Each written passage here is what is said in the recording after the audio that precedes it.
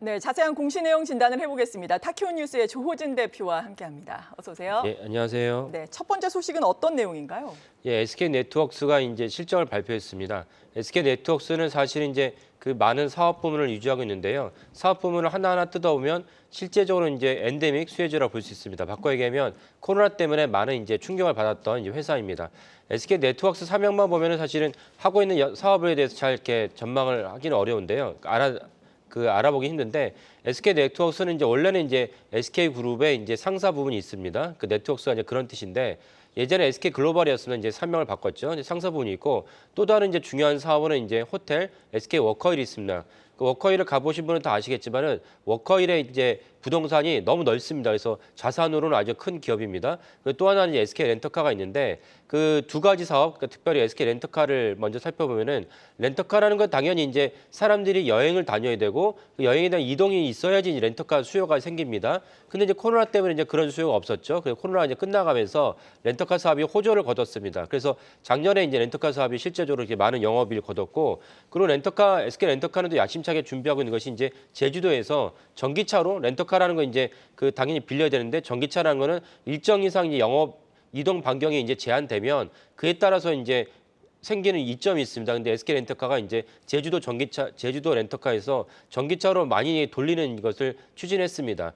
그러면서 작년에 SK그룹이 SK 네트워크스가 렌터카를 하면서 전기차 사업을 하다 보니까 전기차를 하려면 반드시 충전을 해야 되지 않습니까? 그래서 충전을 하면서 필요한 사업 부문을 인수를 했고 51% 지분을 인수했습니다. 그래서 그 전기차 사업은 SK 네트워크스의 향후 이제 미래 가치로 미래 사업으로 이제 꼽고 있습니다.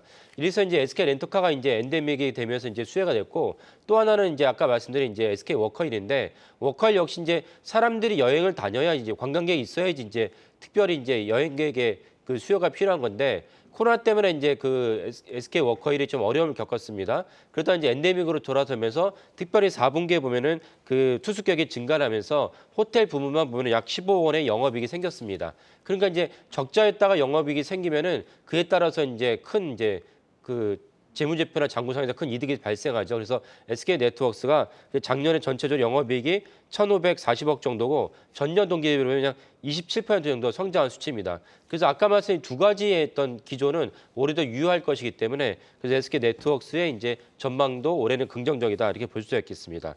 연달아 이제 삼성중공업에 대해서 말씀을 드리겠는데요. 삼성중공업은 이제 제가 몇 번 말씀드렸지만은 삼성생명이 이제 우리나라 최대의 이제 민간 투자 회사인데 삼성생명이 고객이 갖고 있는 그 자금을 갖고 변액보험 등의 자금을 갖고 자산을 증식을 시켜줘야 됩니다. 변액보험의 취지가 그거죠.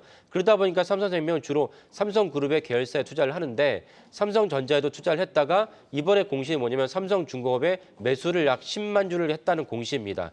그래서 삼성중공업에 이렇게 매수를 했다는 것은 삼성생명이 삼성중공업에서 우호적인 시각을 갖고 있다라고 볼 수가 있는 것이고 삼성중공업은 아시다시피 그 코로나랑 무관하게도 그 전에 이제 우리나라가 이제 그 빅3 삼성중공업 현대중공업, 그다음 대우조선해양 이 빅3가 이제 큰 사업을 갖다가 규모를 유지하고 있었는데 대우조선해양이 이제 사실은 주인 없는 회사로 있었습니다. 산업은행이 이제 오랫동안 출자를 해서 준비하고 있었는데 대우조선해양이 이제 주인 없는 회사다 보니까 그 보통 임기 3년에 이제 CEO가 이게 임명이 되면은 3년 안에 그 사실은 자신이 임기에 있었던 매출을 올리는 데만 급급하다 보니까 대우조선해양이 저가 수준을 마다하지 않았습니다. 그럼 대우조선해양이 저가 수준을 마다하지 않으면은 다른 현대중공업이나 삼성중공업일지 처음에는 안 쫓아가려고 하지만 결국 쫓아갈 수밖에 없는 이제 구조였습니다. 그래서 한 7, 8년 전에 3사가 모두 엄청난 적자를 기록했었습니다. 이 때문에 삼성중공업이 이번에 이제 그 올해 전망으로 한 8년 만에 흑자 전환이 예상되고 있습니다.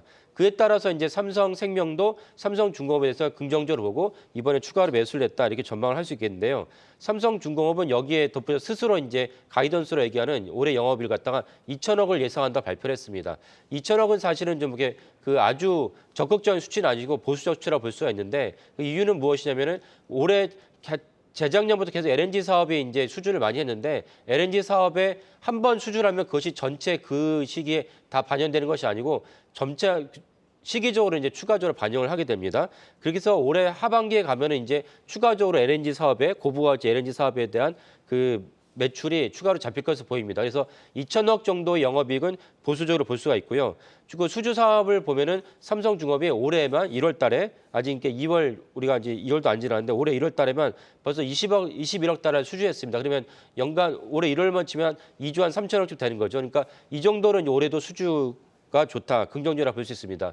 이 수주는 모두 이제 LNG선에서 나왔습니다. LNG선은 이제 작년 러시아가 우크라이나를 침공하면서 유럽에서 아주 경기를 일으켰습니다. 러시아의 아주 의존적인 천연가스에 의존적인 이제 사업과 이제 그 LNG 정책을 펼쳤는데 러시아가 이제 우크라이나 침공하면서 EU가 이제 러시아를 제재하면서 또 러시아도 이제 보복으로 이제 그 LNG 수요를 갖다 끊으면서 유럽이 많은 고통을 겪었습니다. 그러다 보니까 대안으로 LNG가 부각이 됐고 LNG 선에 대한 그 운송 참여하는 국가가 작년엔 44개국이었다가 올해는 52개국으로 확대되고 있습니다. 그 정도로 LNG 자체도 여전히 유효하다. 그리고 뭐 아까 말씀드렸다시피 러시아 우크라이나 전쟁이 설령 조기에 끝날지라도 유럽의 입장에서는 이것을 예전만큼 러시아의 의존적인 천연가스 정책으로 갈 수는 없겠죠. 그러니까 LNG선에 대한 수요와 에너지 정책은 여전히 유효하다 이렇게 볼 수가 있겠습니다.